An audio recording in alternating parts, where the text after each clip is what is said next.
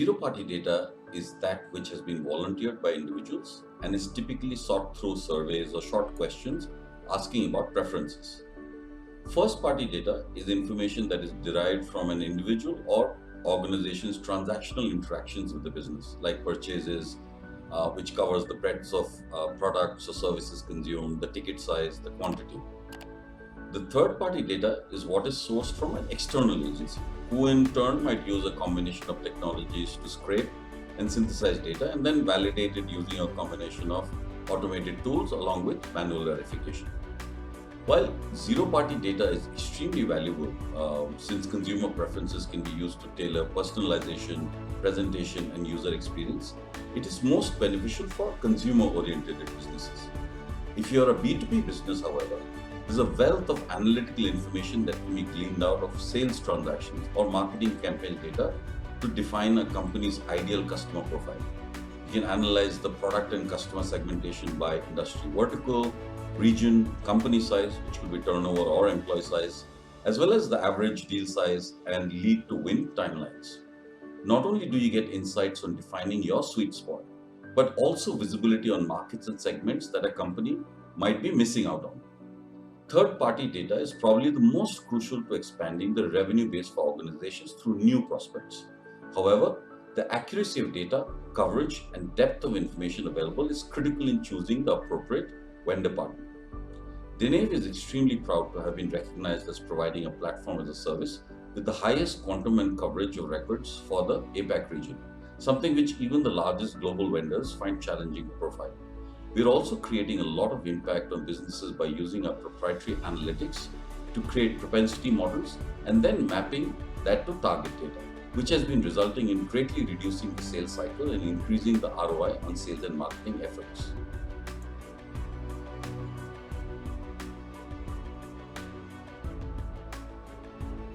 There's a lot of unstructured data available for businesses today. Data which is obtained from productivity applications, emails, social media interactions from within an organization, and that which is publicly available or is synthesized using technology like machine learning and AI. The first challenge is to tackle the different formats encountered from various channels and standardize it into some defined industry verticals, company turnover and employee size buckets, or even contact departments and job levels based on titles. Of course, data formats for contact information, including PIN codes, landline mobile number formats, depending on the country in which the contact is operating out of, is equally important. You need automated systems for doing these kinds of data cleaning, data standardization, and data deduplication operations. The second challenge is to process these huge amounts of data, which needs knowledge of creating and maintaining high-performance databases, data warehouses, data lakes, and knowing when to use on-premises or cloud solutions. The next is to validate the accuracy of this unstructured data. LinkedIn, for example, is self-moderated by members, so the data is only as good as when it was last updated. The larger problem is when varied sources differ in the information. You need automated tools to check the validity of emails reaching the recipient, mobile and landline numbers ringing, and even websites in existence.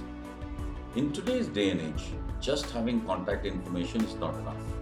You need intelligence about organizations, their growth, their potential for buying various products and services. This requires synthesizing additional firmographic, demographic, and technographic data about companies.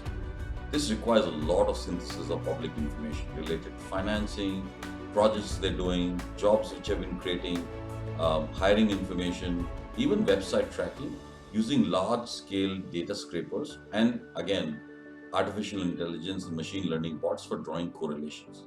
This, of course, must be validated through some manual interventions, including those that require teleprospecting. At Denave, we have built all this technology and added a layer of manual validations over a period of 2 to 3 years. This is not the core competency of organizations for whom data orchestration and content synthesis is not a line of business. However, all organizations, be it an SMB or an enterprise, needs to leverage the power of data and intelligence. Just having a CRM system is no longer good enough because the basic raw material needed for better prospecting and increasing commercial impact is the accurate data that you have.